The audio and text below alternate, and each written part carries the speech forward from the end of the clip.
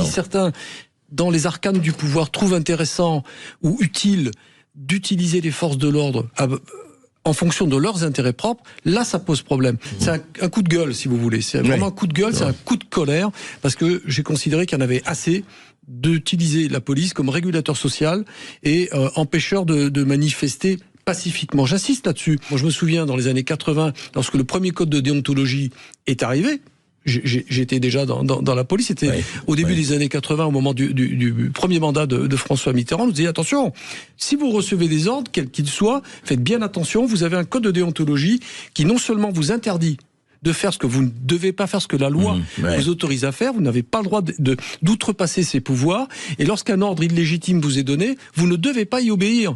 C'est pas moi qui le dis, c'est dans le code. C'est dans le code de déontologie. On est bien d'accord, donc tout ça est un rappel. Maintenant, une fois que vous avez des autorités politiques qui piétinent ces concepts-là, liés directement aux libertés publiques, je trouve qu'il y a un danger, il y a un problème, dont la première conséquence est évidente, c'est de provoquer une fracture irréversible entre des forces de l'ordre qui, au quotidien, défendent les citoyens. Parce que c'est pas que ça, la police. Ça n'est pas que du maintien de l'ordre, on va être clair. C'est au quotidien la défense de celles et ceux qui ne peuvent pas se défendre.